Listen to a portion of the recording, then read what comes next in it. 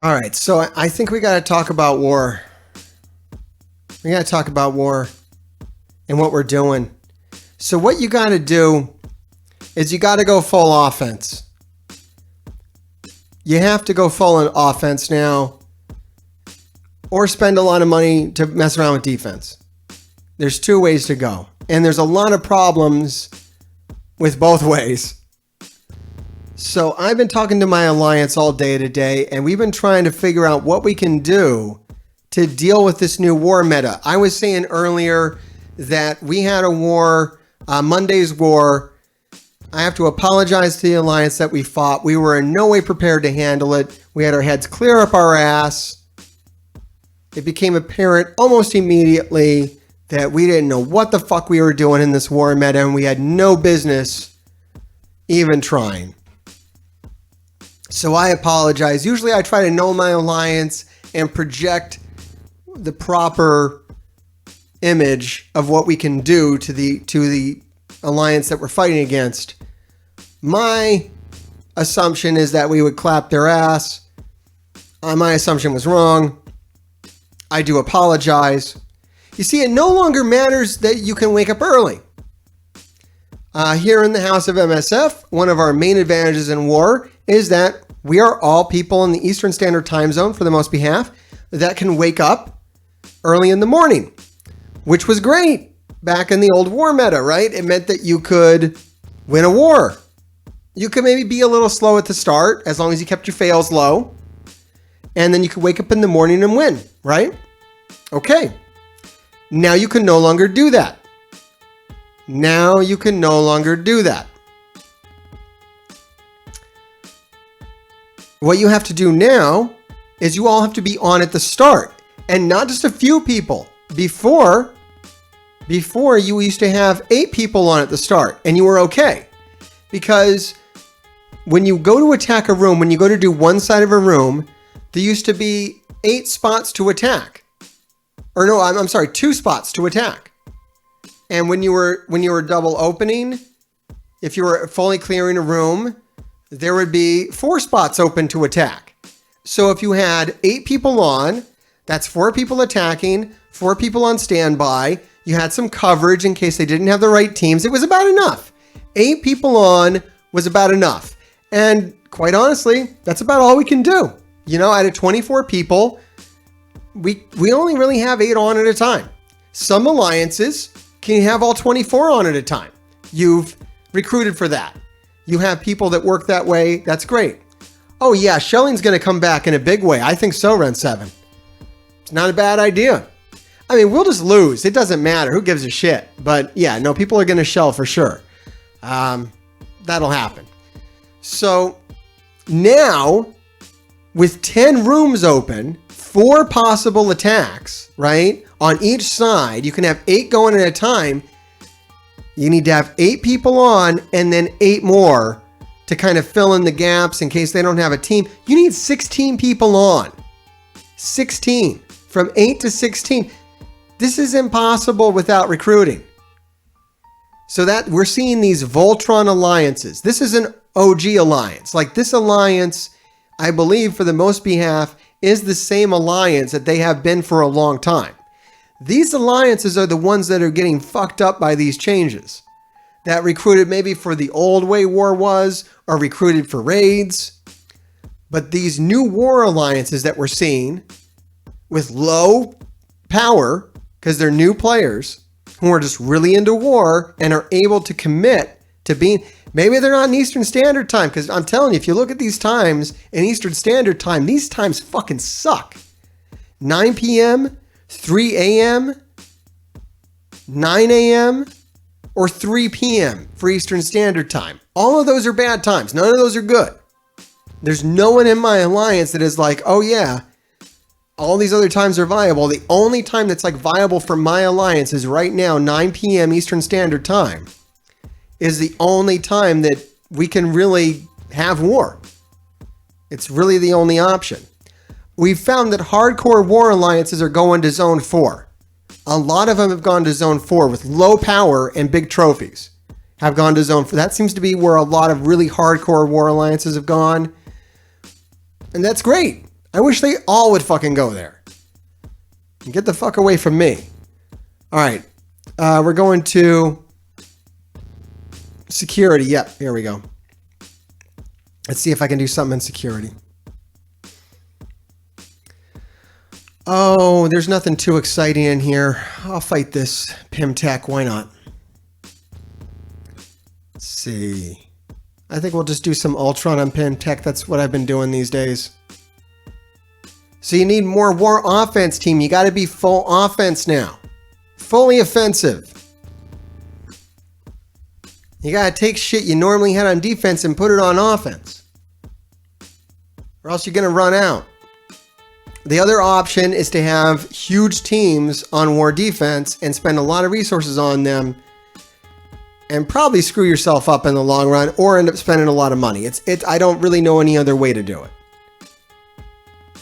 Any kind of long-term player really isn't going to want to have huge defense teams if they're not spending a lot of money. I just don't see how it's going to work.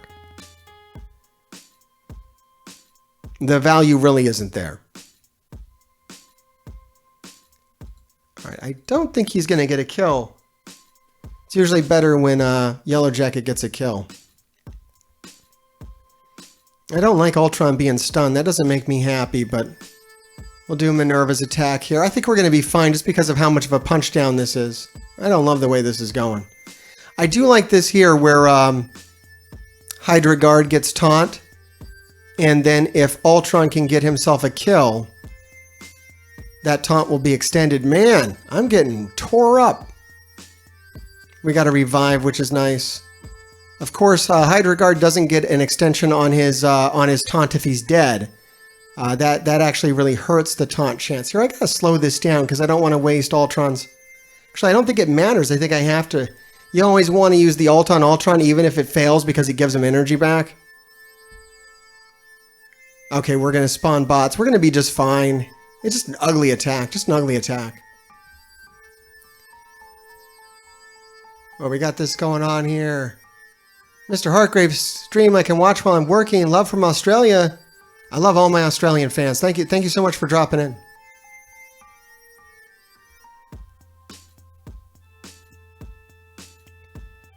All right, this team will win eventually.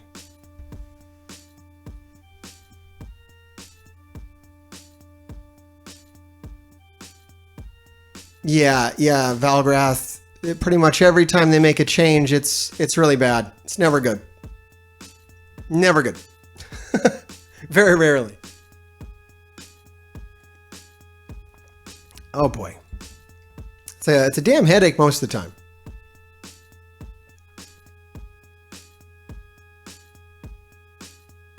Pokemon's a solid game. All right, we'll come back to this. Let me show you. I've shown off my war offense teams before. I think I even showed them off again. Let me show you what kind of what I've done recently to them. It's a little different. So here's my war offense teams, and we're mainly talking in terms of ISO. So you have to attack early. You have to have 16 people on now, and you have to have war-ready teams. Because at the start of war, basically, if you're fighting a hardcore war alliance, you're kind of screwed if you're not also a hardcore war alliance. The only way to compete, if you're up against a hardcore war alliance, is to move quickly and to have all your war offense characters war ready. Because all of their war defense is probably going to be war ready, which means they have level 4 ISO on them, green ISO on them. And they get an additional 20% buff to their defense, all their stats on defense. And your sad ass on war offense only gets a 10% buff. And you need it because you're fighting teams with 1 million power. So the only way to compete with this is to have them war ready. So taking key characters up to level 4 green ISO is crucial. Like I did Black Bolt. I got no reason to have Black Bolt at level 4 ISO or blue ISO, which I did to him for the extra damage, because otherwise he's useless. He's pointless without that buff now. Black Bolt is cheap in ISO terms because he's a blaster. There's not a lot of blasters. Zemo to a level 3 blue skirmisher is very good. If you ever want to use Hydra again, this is something you have to do. And then you probably want your Hydra Grenadier up to level 3. This stuff is nuts. Why would you do this? So that you can still win your war attacks. Otherwise, you're just doomed. X Factor's another one, and I haven't gone there yet, but they all will need blue ISO to work, or level 4 at least. They need to be war ready. Because as big as this X-Force is, they won't do shit to a war ready defense. And that's really the problem here. Shadowlands is another one. This is a very viable team. So I ended up taking Punisher's blue ISO up. Or else he doesn't do shit. They don't do shit unless they're war ready now. It's ridiculous. And you're crippled as an alliance unless you can have like 16 people on at a time now. So it's very, very rough. The solution for us is just going to be taking attendance. We're going to find out at the start of the day, hey, who's here? And if we get 16 hands in the air, then I can tell the opposing alliance, yes, we're here tonight. We are serious. We are going to try to win. Are you going to try to win? Can we work something out? Otherwise, we're just going to have to straight up be like, yo, we don't have 16 people. I'm sorry. I only got 8 people here. We're at your mercy. Because I'm not fucking around. I know I can't win that. I can't win against any serious war alliance unless I have 16 people on. I'm not going to fuck around and pretend like I can. Because I can't. No alliance can beat a serious alliance who's serious about war for whatever fucking reason. If that's your thing, we can't fuck with you unless you have 16 people on. Now, what you're going to see is you're going to find a lot of advantage by joining a cluster. We represent the House of MSF cluster. It's a very good cluster. I usually put a recruitment link down below, and there are some alliances here that are into war. There are some that aren't, some that are. And what you're going to find is that you're going to want to get with other people who want to do the things that you want to do. If you want to do war, then you probably want to join a cluster so that you can get into an alliance that is geared like that. All right, let's take a look at a video dealing with war so that we can talk more about this, because I'm just going to harp on the same point all night if I don't. Because I can't really get over this whole needing 16 people on at the same time thing. I can't even promise that I'm not just going to talk about that the whole time I watch this, because it kind of pisses me off. We're going to watch a video here from RemmyRex. RemmyRex, admitted fan of the show. We like RemmyRex around here. Last video we watched of hers was a beginner's guide. It was pretty damn good. I would definitely recommend subscribing to her. Doesn't have a lot of views on this, but we're going to watch it tonight. How to fix alliance war. And quite honestly, I think we're just going to use this I'm just lazy and I don't want to go through the damn blog post myself. So we're going to go ahead and talk about this as she does. As far as, I'm curious. I don't think they're going to fix the damn thing. And that we're going to get into that after this about how there's no fixing Marvel Strike Force. They're not going to do anything. I mean, if they won't give us more fucking time zones to treat people in the Eastern time zone like humans, I don't think they're going to do anything else. But let's see. I do believe that war is broken. It's full broken right now. It's totally shit. It's unreasonable, but it's probably making a lot of money. Quite honestly, people are spending a shitload of money on this. It's probably more money than anyone spent on this game in a while, which is ridiculous because no one should be spending money on this game. I know a lot of players are just going to skip. They're going to shell. That's where you take your whole alliance and you move it into a new alliance shell. You just create a new alliance. You all move into that. You all start over with your rank. But then all you do is fight weak alliances, and you just win. And that if you can't win fights anymore, it's a valid thing. It sucks because as a big alliance doing that, you're just crushing little guys. But it gets you your wins, it gets you your stuff. So it's a tactic, and I think we're going to see it happen more often. That's one way you can fix war, is you can shell. The other way you can fix war is just not to care about it. So there's that. Not caring about war is big. And but it's kind of hard not to care about winning your war attacks, because that actually does get you a lot of war currency, which is needed now for teal gear and, you know, character shards and whatnot. So you still do want to try to win fights. But let's see what Remy has to say here. What kind of ideas she has. Hi everybody, RemmyRex here, and welcome back to another YouTube video. In today's video, we are... All right, that intro's getting better. The delivery on it's better. I criticized her intro last time. We got to brainstorm Remy an intro, but the welcome back to another video intro. I see a lot of YouTubers use that one. Honestly, it's kind of depressing. It's like you're stuck in like a time loop. You definitely want to. We got to store up some ideas for Remy. She needs to go. I told her she should just go with like a dinosaur roar.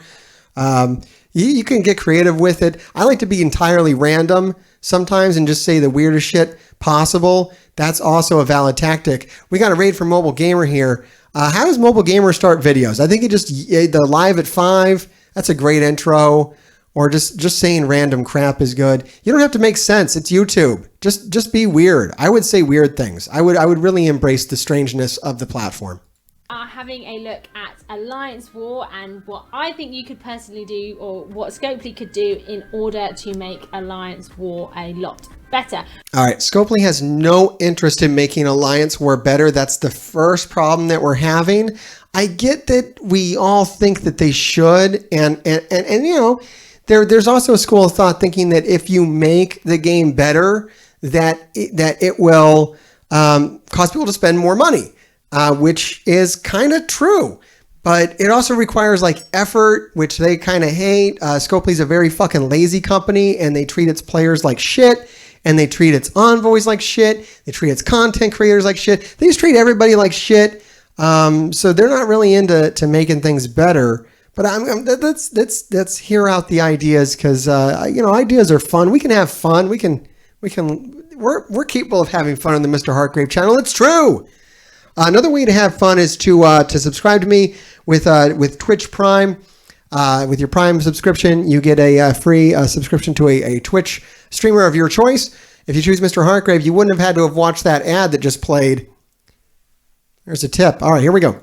We do have a rework coming, so what we are going to do first is take a look at this rework, and I'm going to go through and kind of say why I'm still not happy. For those of you that don't know, I am... We do. Sorry, I keep interrupting, but yeah, we do need another mobile. I never actually collaborated with Mobile Gamer.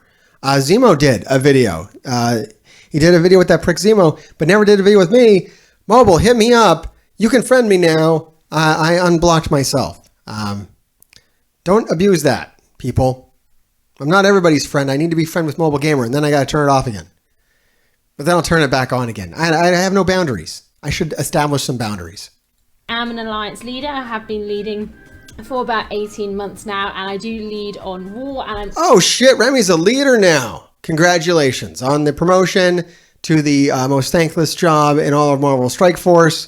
Leaders are an abused segment of the population that gets no respect. So welcome to the club. Also a captain and a co-leader in my baby account alliance as well. So war and alliance war is something she's a glutton for punishment, and it is probably... That's how you start your video. I'm RemmyRex. I'm a leader in 2 alliances, and I kind of hate myself. Here's the video. You know, that could be it. I'd be like, yeah, I'm tuned in now. I'm ready to go. My least favorite game mode. Even with the rework coming in, I still think it could be better. It sucks. So we're going to go and have a look. So first of all, war energy. So we're now going to start with 4 war energy instead of 2, and we get 10 free attacks, and we can do 14 attacks in total. I think this is absolutely fine. There are more teams. There's, you know, more characters in the game now, so being able to use more of your teams. All right, I think this would be fine if they didn't increase the amount of rooms.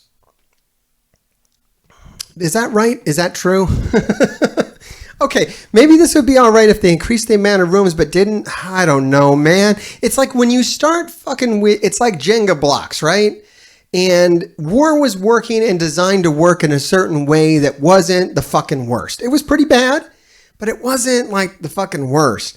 And when you start pulling those Jenga blocks out it starts collapsing and kind of breaking down on fundamental levels. And what we have right now is a situation where you need 16 people on, which is unreasonable. In no other game mode do you need to coordinate 16 players to be on at the same time of the day and being active. Like, that would be untenable. I mean, that's what the community got pissed off about when we had the Deadpool raids. 3 years ago, they decided, hey, we're going to have special raids that only have a 2-hour timer on them. Have fun with that, commanders. And everyone said, what the fuck? This is the worst thing in the world. Never do this again. They apologized and said they would never do it again. And we're basically doing that again, like 50% as much as that. Because you don't need the whole alliance on. You need like half of the alliance, over half of the alliance on at the same time. So yeah, this having more war energy, having more war attacks feeds into that. And okay, I don't like having 10 attacks because it actually increases my screen time. And you haven't reduced my screen time. And the one thing that they said that they would do is if they increased our screen time, they would take it away from other places because they've acknowledged that we should only play the game. It's only healthy to play the game for 2 hours a day. And at this point, with 2 more war attacks for everybody, 2 more rooms, you're increasing the time past the maximum time because we're already maxed out. We're maxed the fuck out at 2 hours. Screen time's a huge problem. They need to put in the auto raid functionality like yesterday. That needs to go. It's not really going to solve the problem either, but it would help offset these extra war attacks. So if you're going to do this, the other thing you need to do is you need to give us the auto raid functionality so we can at least like auto through these fucking these pointless ass Greek raids that barely give you any fucking rewards. We should be able to auto up through those and at least get some of this time back that we're going to spend doing these ridiculous fucking war attacks. Is absolutely fine, and we will talk about obviously the additional defense slots. I think that's fine. I think it is nice that they're increasing the energy cap to 10 along with giving you that additional energy. Okay, that part's good. I think that's the part that's good, is that they increase the energy cap. Yes, nothing should ever really cap on you. That is typically shitty. Like, I mean, I shit on the idea of increasing the raid energy cap past 50 because it would allow for exploitation.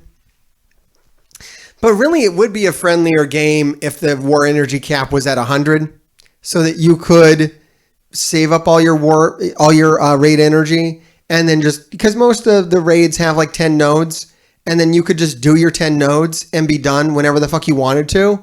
That would be a friendlier game. It's not bad if it's, halfway there. So you got to check in once. I mean, it is a mobile video game. We do understand the nature of that is to kind of get you to interact with it multiple times during the day. Having an energy cap of 50 is 12 hours of accumulation for raid. It's not that bad. The war energy cap was much worse at, what was it, capped at 4 or something? 5? It wasn't a lot. So having it at 10 is better. Having to do more attacks and save more, that's not good. That hasn't helped anybody. It is going to be nice that at the start of war you can do a few more attacks than normal, and again you don't necessarily have to worry about getting on it first thing in the morning or every time the energy drops, but depending on how competitive your alliance is, you might still be coming on every time energy drops anyway. Then moving on to the second one, they're having the ISO war ready trait. Well, the problem is that war is done now in like the first 2 hours. If you fight a hardcore war alliance, which it's hard to kind of avoid, honestly. Hopefully you're at a point in the game where you just never fight hardcore war alliances. However, I think that they're kind of forming every day. I think there's a certain population in this game that's just really into war, and they're always going to gravitate together now more than ever. Like, I think these war changes are probably breeding more war alliances than have ever been bred before. I mean, I think you're also finding that it's breeding people that want to get away from war and hate it more now than ever. So you're really polarizing the player base between those that care about war and really want to do it and those that really, really don't. And the problem is your matchmaking is just slamming them together all the fucking time.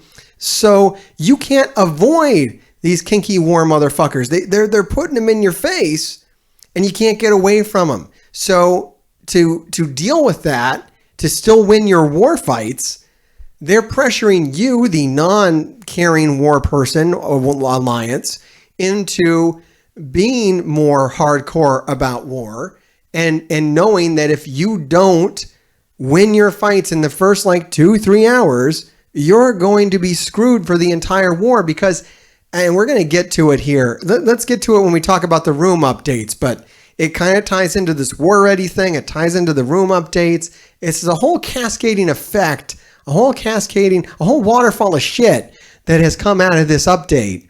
And it just kind of, everything builds on itself as it goes. Let's keep going. Again, I think that was kind of expected, the way they're moving the game with ISOs and making ISOs required for a lot of games. Yeah, your whole fucking roster needs to be ISO level 5 now. Just your whole fucking roster needs to be ISO level 5 for fucking reasons. You want to unlock legendaries? ISO level 5. You want to go into raids? ISO level 5. You want to participate in war? ISO level 5. How long before Blitz is like, oh, ISO level 5's needed there too? Arena? Oh, you got to have ISO level 5. Hey, Grand Arena? Oh, how much do you fucking want to bet Grand Arena is going to have some sick fucking bonuses if you have like blue ISO on your characters? It's probably going to be pointless to even be in the fucking Grand Arena unless your whole roster is blue ISO, right? Like, we can see it coming a mile off. Every character has to be ISO level 5. It's absurd how much they are forcing this. What used to be something that gave you some player agency, hey, decide what you want to do with your ISO, customize the levels and customize the classes. No. Everything has to be level 5. It has to be fucking blue. And everything's a striker or a skirmisher. Modes. Is level 4 a little bit steep? Probably. Maybe level 3 would have been nice, but again, for Doom Raid, you got to have your characters at level 4 or 5. So a lot of us are going to be having a lot of characters already at level 3, 4, or 5. So don't think that's kind of too much to the end of the world. So again, I think that's fine. I think that was expected. It's not fine. It is kind of the end of the world. I'm sorry. It just is. Because with the added rooms, you're looking at like 100 characters that you have to have ISO level 4. And it's not a problem. And I think what Remy is experiencing here is that she's not like a leader who's going to try to put this together. She's not going to try to get her alliance to be ISO level 4. That's great. And for that kind of alliance, it's not a problem. However, if you're in a competitive alliance, you're going to have a lot of friction between people that want to do this and people that don't want to do this. And you're going to have to potentially reshape everything that you're doing around it, which is a big problem. And you can see it happening all over the place. Alliances are collapsing all over the place. People are just quitting over it. It's too much. It's really too much for us like non-spending or light spending players to kind of deal with. So we're having to tap out, and then the crazier, war people and maybe the people that are investing more money into this thing, although people have kind of stopped doing that. So that's a problem too, because it's hard to find people that are spending money on this game anymore because everybody stopped because they don't care about us. But I think it's potentially it's hurting the game is what it's doing. And their retention numbers are showing this. So everyone is quitting. And they're struggling to find players, which is why they've hired a envoy representative, not an envoy, I'm sorry, an influencer representative instead of a community manager. They don't need a community manager anymore. They don't give a shit about you. What they're trying to do is get new streamers to get new players into this game to try to feed them this bullshit because we won't buy it anymore. We're going to start getting some ISO requirements one way or another. Room update, so we now have 10 defense slots. I mean, I don't really have any defense teams to put on there because I have an offense roster, so I'm thinking I might be putting old school Aimtron on the defense slot. If you have any suggestions for a team that you could maybe... Yeah, I got that too. Some people were asking me, hey, Hartgrave, what should we put on those extra 2 slots? Nothing. Whatever you got. What you need to worry about is what you're going to do to get an extra couple of offense teams. Because you used to need 9. Now you need like 11. Just assume that you're going to have one fail. You know, it happens. We're all human, right? Now you need like 11 war offense teams that are war ready. So there's another problem. You have to scrape together. It doesn't matter what's on defense. The only team that matters on defense is Heroes for Hire. Everything else, who gives a shit? Put whatever you have. It doesn't matter at all. Just doesn't matter. And why do that to other people anyways? I mean, you know, unless you're in one of those alliances that are really into that shit, then you go ahead and maybe you can build up your fucking Kree or something. I don't know what these people do. I don't know. Let me know down in the comments. Make sure you like and subscribe and all that good stuff. All right, here we go. Put on defense. Do let me know in the comments down below.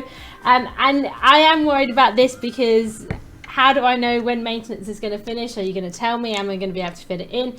We are in time zone 4, so hopefully for my alliance it won't be the end of the world. But for those of you in time zone 1, I feel like this is going to end badly. It was fine. There we go. It was fine. We're in the past, by the way. They've updated some of the helicarrier rooms. Thank goodness the cargo bay buffs are moving now that obviously cargo bay is going to become important. Cargo bay is my least favorite room because of those random buffs. Everybody spawns in.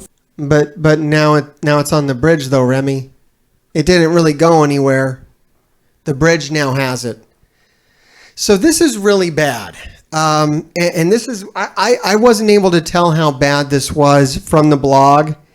It only became clear when we fought our first real war, which was this Monday. This Monday we fought our first real war.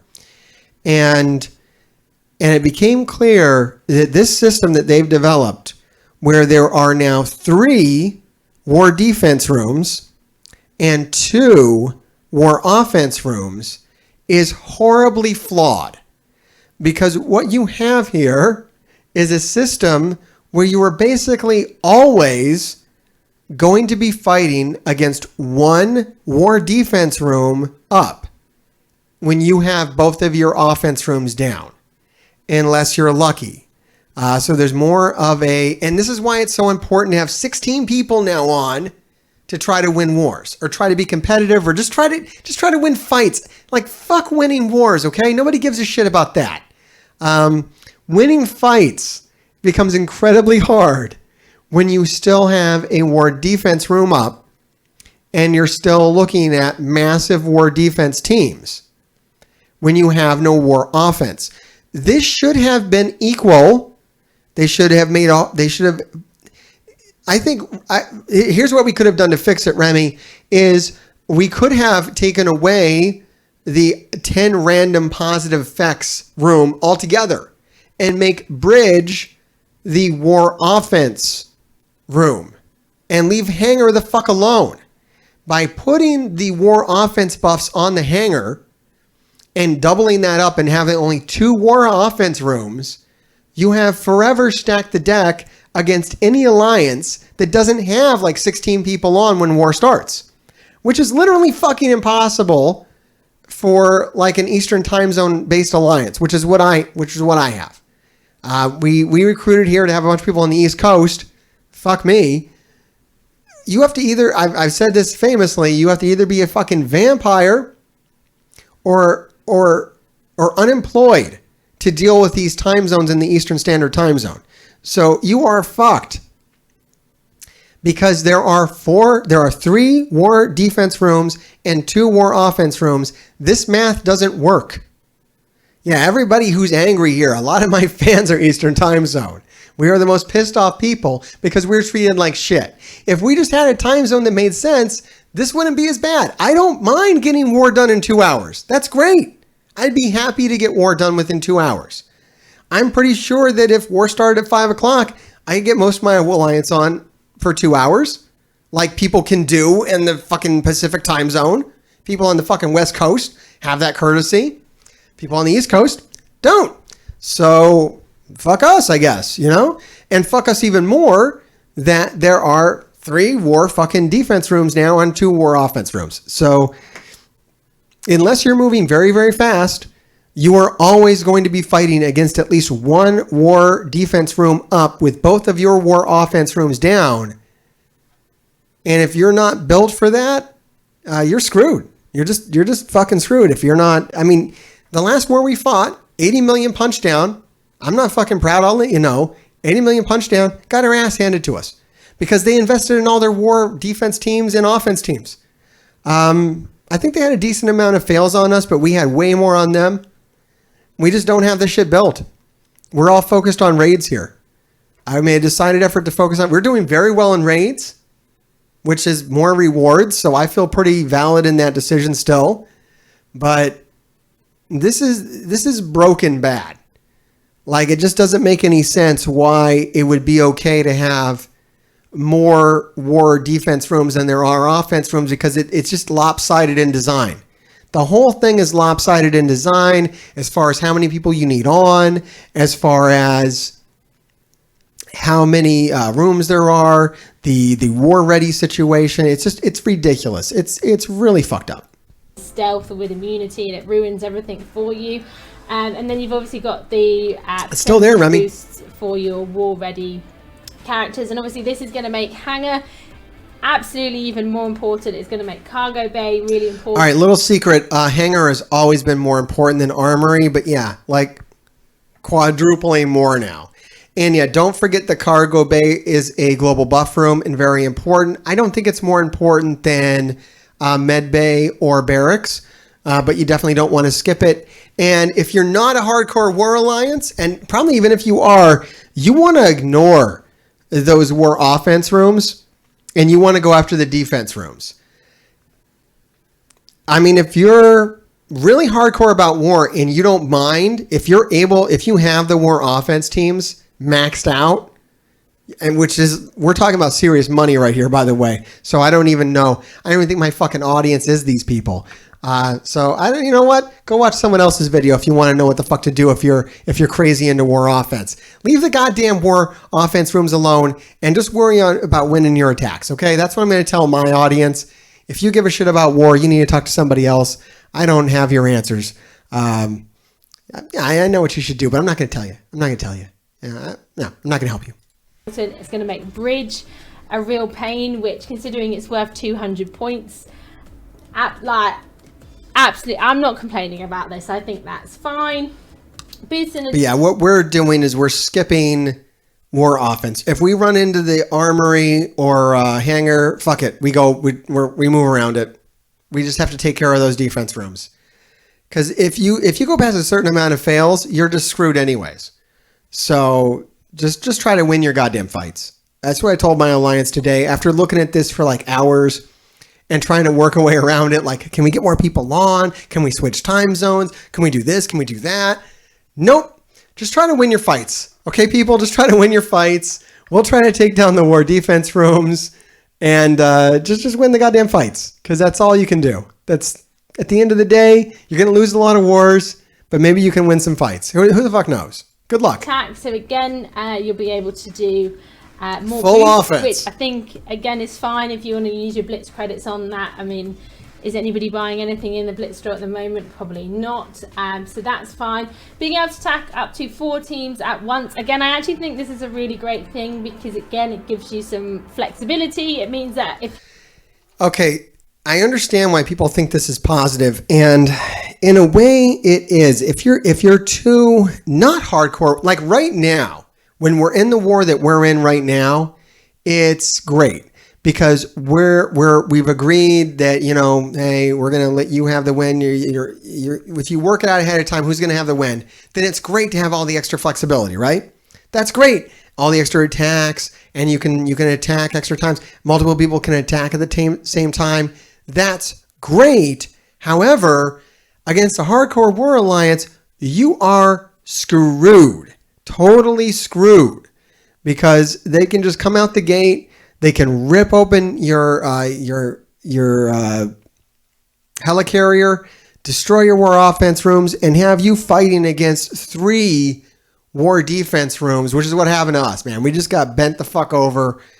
They ripped us open, took out both of our war offense rooms, and then we were fighting against 3 war defense rooms all night into the fucking morning. Screwed. Just totally fucking screwed, because you can hit 8 rooms at a time, and they had everybody on. And that's how wars are being won now. And that's the future that you can look forward to, is just unwinnable wars, which nobody finds fun. So that's really the problem, is that this isn't fun to be in a situation where someone else's disposable income can totally shut down your experience at any level of the game. So even if you're at the top of the fucking game, if you're not at the top of your war game, you can be shut down instantly by new players, quite honestly, who have invested whatever they need to do into their war teams. Who knows? Maybe they don't even give a shit about raids or dark dimensions or anything, and all they care about is war. And it seems like that's what the game is catering to at this point, is players with the killer mentality. So good luck. I would say, like I'm saying here, full offense is the way to go. Just make sure you have your offense teams in order, and make sure you go after those war defense teams first before you fuck around with war offense rooms, so that you have some kind of chance to still get your wins in. If you're on and there's only one room marked, you don't have to wait or worry or not be able to do your attacks. There's going to be 4 teams available. We try and have at least 2 targets, which means there's always going to be 8 teams available. So it gives you that little bit more, flexibility when attacking. So I think for some of us more casual alliances, that will be really great. For the competitive alliances, it means they'll get moving quicker. They've also added I don't know how I feel about this one. I have been raging a little bit. So the do not attack indicator, I know this has been something that's been asked for ages, being able to, turn rooms off or mark off rooms. And I think it is a really great idea. I welcome this as a war captain, as a leader. But the fact that it's visual only, well, that doesn't help me, does it? If it's visual, if my alliance can still go in and attack a room that's marked as do not attack, what's the point? What is the point? If they're hitting rooms that aren't marked anyway, if a visual tool's not making them hit a room, it's not going to make them not hit a room either, is it? So oh, come on, Scopely, don't half do a job. All right, so this was before she saw it. It is a pretty big indicator. Like, the whole room flashes do not hit with like a big circle and a cross through it. It's pretty dramatic here. If you haven't seen it, let me show it real fast. And I agree with her. Like, at the end of the day, they can do whatever they want. And some of that is because, you could have a leader who's like a total asshole and just like hijacks the game, marks all the room as do not hit, which would be really annoying. But so you got to kind of solve for the worst case. But she hadn't seen this yet. I mean, this is pretty fucking clear. I mean, if anyone goes in here and fucks with the armory or hangar, okay, because right now, see, we've worked this war out, so we're being friends to each other. I'm making sure that they can have their offense rooms up the whole time. This is what we need to do, people. Okay, when you fight another alliance, work out who's going to get the win. Just let the person, whoever has the least trophies, have the win. I don't know. Flip a coin, whatever you have to do. Don't be nice to each other. We all play Marvel Strike Force. We're all being abused enough. But if you go in here and hit one of these rooms, come on, you're wrong. Your leader or captain told you not to. This is pretty good. Do they need to lock it out? I don't know. That can cause problems too. This is such a strong indicator that you shouldn't be hitting the room. I don't know. Maybe if you are visually impaired, this might be not enough indication that you shouldn't hit the room. But man, that's a pretty big indicator. And when she was looking at this stuff hadn't hit the game yet, so she hadn't seen it. I'm hoping that this is better than what she had anticipated. This is a pretty big one. Pretty big indicator you shouldn't be fucking with that room. All right, here we go. Let's get back to this. Do it fully. Why is it visual only? That's not going to help. Let me turn off rooms. Let me make them unable to be attacked. This is just going to end in a disaster. It's just not going to go well. It's going to confuse. Okay, I like that. This is a good suggestion. You're attacking a room that's marked as do not attack. Are you sure? That's not bad. That would be a nice extra, so you could still do it, but it'd be like, hey, you're being naughty. That'd be cool.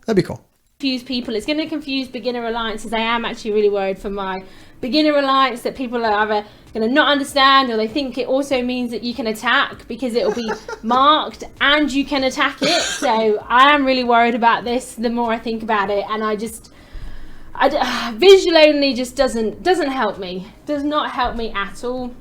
And then finally, practice mode. I actually think this is... We all got excited for practice mode. Like, don't even lie. Everybody was excited about practice mode, but who gives a shit now that it's in the game? I could so give a fuck less. I thought this was going to be great. On paper, it seems like so much fun, right? I did it once. It was shit. I will never go back. I don't even care because war's so different. I had no idea how different war would be. With the war buffs, your teams don't even behave like your teams anymore. You have no idea what they can do. I need to be able to turn the fucking buffs on. I absolutely need to have the buffs on. It's ridiculous. Valgrath, it only happens when you're not in war. And then you can go in and you can then attack any of the other teams. It's like real half-ass. When you win, it doesn't even go to a win screen where you can see the results. It just shuts down, so you can't capture the data to show to your alliance. And I think that's like one of the very simple things about it. Like, you can't even gather data and share it. There's no results screen. It just happens.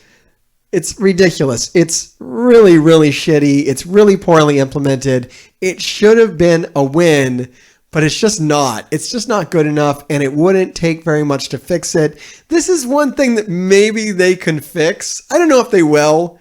I don't know if they care enough, but they should throw the ability to check off, okay, hangar, cargo bay, which buffs are active, so you can at least have the actual experience that you would have in the war.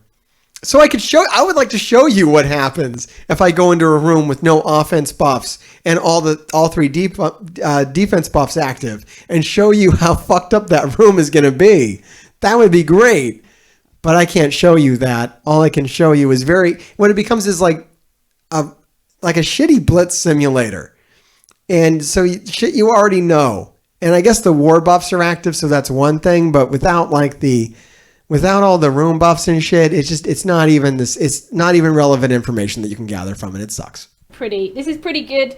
This is almost as good as we could ask for when we were asking for PvP with like war bonuses added, allowing you to actually practice, Emma Marauder counters when she first came out. How great would this have been? We can all practice on Heroes for Hire or Heroes 5 Hire teams, Kind of. Another thing is you can only fight against the people in your alliance. So if you don't have someone in your alliance that has bought these teams and bought them and then put them on defense at high levels, you can't really test it still. So you can only do so much, and it's really lackluster. It's not a good feature. Try different things without having to have an off war to try or waste things. People can make more YouTube videos. It is probably going to be pretty. Yeah, that's another thing. We thought that it would lead towards content creation, and it really hasn't. The only person I've really still seen do this is Ironhide. Let me actually just take a moment and flip over there. I always like to talk about my buddy Ironhide. How's he doing? Has he hit 1,000 subscribers yet? Ironhide, right? Oh, I think I got him over here on the side. I want to see if he's hit 1,000. Ironhide 2019. If you haven't subscribed yet, he's up to 617. Everybody, here, everybody, go give him if you haven't done this yet, go give him a subscription. We still got to get him up to 1,000. All he wants is 1,000 subscribers. Everybody, let's get him 1,000 subscribers. He's the only one making these videos from the test server. By the way, he was making these before it hit. So if you ever want to see test server stuff, this guy is going to show it. It's all in German. But it is kind of cool to get a look at the test server, because as far as I know, no other envoys really leak test server footage. I mean, if they do, they don't really tell you they're doing. He's very honest and upfront about it. It's very cool. He will leak test server footage for you. So yeah, he's doing it. But yeah, you would think there would be a whole new kind of Marvel Strike Force video that would come out about this. Not really. I mean, I've even seen it in my own numbers. People don't really give a shit about this kind of stuff. Sometimes they do. I guess if I could show you the counters right now for new warriors, that video might get some views. I don't really have interest in doing that though. I don't feel great about those videos. But that might happen. But even then, you're not going to actually fight the real teams. They're going to be like not buffed. It's not going to be right. Thank you, Joe. Yeah, absolutely. Give Remy some love too. She's a great content creator. Helpful. I think this is going to be something that is very utilized. I know my alliance are really excited about this. And we are all definitely kind of eager to start testing out. Bubble like instantly deflated. Practice. So I think that like this will be expectations met reality so hard on practice mode. It's unreal. Kind of a welcome thing, and it's halfway to kind of what we wanted with being able to actually use characters with the war bonuses that they get. And it'd be nice to see, you know, defensive teams, our own defensive teams, our own defensive alliance teams in action. So it's not all bad, but I still think they're halfway there. So what we're going to do now is we're going to jump into what I think will kind of fix war and how I think they can kind of still fix war. Well, she's gotten some weird. See, all right, I'm fascinated by these suggestions. I like that she's talking about. What do you mean remove a time? All right, that's going forward. So first of all, I want to talk about matchmaking. Matchmaking is still awful, especially in my beginner alliance. We are facing 20, 30 mil, 40 mil punch ups when you're only 1 mil TCP and you're facing everybody who's 6 and 7 mil TCPs. It is not fun, and it is hard, and it's hard to get people to attack because they just can't. We can't even fill 8 defensive squads. How are we going to fill 10 defensive squads? It is really hard. So I think one way in which we can help fix matchmaking is by removing a time zone. We really don't need 4 time zones. For what? Whoa, Remy. Because, whoa. Remove a time zone? What the hell would that do? What the hell are you talking about? Remove a time zone? How does that fix anything? What? Which one? What? 2 of the time zones, they start at the same time at 12 hours apart. So one starts at 8 a.m. and one starts at 8 p.m. I really don't think we need 4. I think if we merge them down to 3, 6. That would make it a lot easier. There'd be more alliances in each time zone, and it would probably help matchmaking a little. No, more alliances in a time zone is bad. No, that's bad. Okay, it's already what we have. All right, Remy, I don't know if you know, but all the alliances already crammed into Zone 1 and Zone 4. All the alliances are already there. Zone 2 and 3 are not used and can't really be used. So it's already like that. If you remove Zone 2 and 3, very few alliances would actually be added to Zone 1 and 4. What you want is 2 more time zones to give you more flexibility on when you can start war and to spread things out. You want to spread things out more. You don't want them all clustered up because you want bigger disparities in matchmaking is what you want. I'm honest. This is what you want. You want to go into one war and know that you can't win. And then the next war, you want to win. 50-50. That's how it's designed to work. That's how it's always going to work. This will never be a competitive game, okay? This is a mobile game. There is no skill involved. This is pay to win, and there will never be any competitive nature to it. They will never balance things in a way where you're always fighting close wars. Because, yeah, people have this illusion that they're going to get into this thing where, oh, man, close wars are really fun. Those are like an anomaly and are not going to happen by design. What they want to happen are these massive disparities, but they're not happening enough because we don't have enough room to kind of spread out. And the bigger problem here is that not having a time zone where war starts at a reasonable time of day is just brutal to quality of life, especially with these new changes. We need more time zones. We needed them before, back when this feature came in, but now more than ever, we need these time zones so that we don't come into war. If you show up to war 3 hours late, all your offense rooms are gone, and all the defense rooms are still up. 3 of them now with massive buffs. you're not doing anything. So that experience you're having when you have to punch up in war, okay, and you're probably hitting it now because now this has already happened and you're experiencing it. Let me know, because I know you hit up my comments. Hit me up in the comments. Is war worse now than it was before? Because that's really what we're going to experience, and a lot of that problem is when when your alliance can't show up at the proper time. Now, I don't know what's going on. Now she's in Australia. I don't know if her whole alliance is in Australia. Maybe one of these time zones is at a good time, like 5 p.m. You see, in Eastern time zones times, we don't have that. In Germany, we don't have that. Central time zone, there's like a big part of the globe that doesn't have a good start time. And we kind of need that. And that's why we have so many time zones to begin with, is so that people can start war at a reasonable time and be available. Because if you show up late to war now, you're just going to hurt. So yeah, we need more time zones, not to remove them.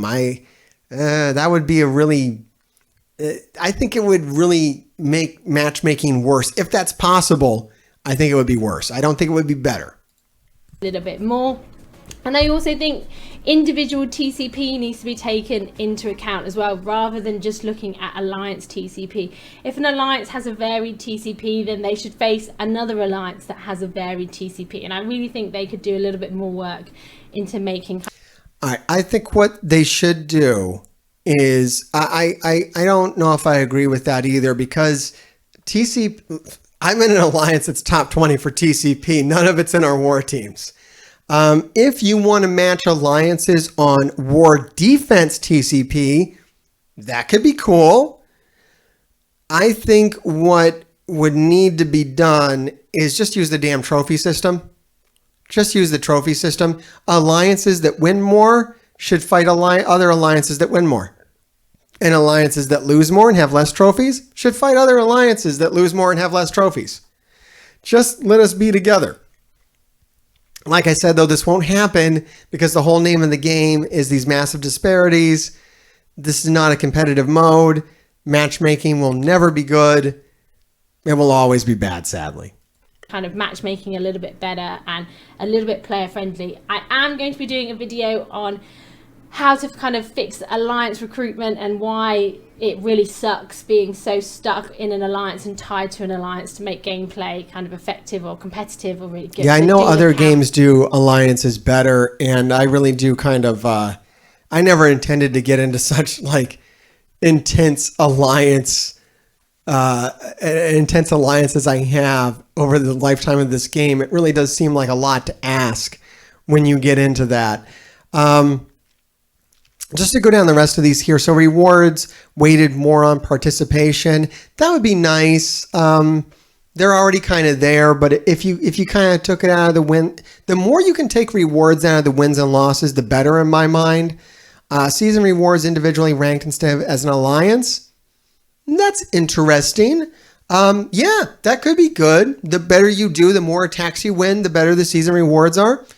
That could actually be nice, and then take the pressure off of the wins and losses. I agree with all this. I think she's on the right idea with the rewards, although I think rewards are fine right now being largely ignorable. I'm kind of hoping they don't touch her rewards, because if they do, they'll probably ruin it, and that's going to suck. And then, yeah, playback on your team, playback attacks on your teams. Everybody wants that. That would be nice to see kind of what went wrong or whatnot. Or at least be able to have like a record of that somewhere. Just have that a little bit more usable would be cool.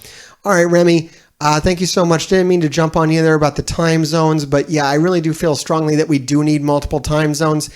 And that just comes from living in a place where my war times is like 9 o'clock at night, 9 o'clock in the morning, 3 a.m. in the morning, or 3 p.m. either at night when I'm sleeping, when I should be sleeping, or during the day when I should be working. There is no time zone that is actually good for me in Eastern time zone.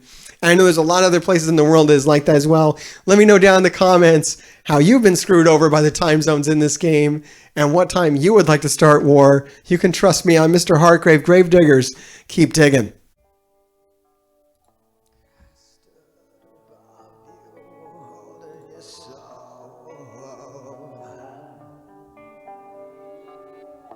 Death of a virgin saddens the soul.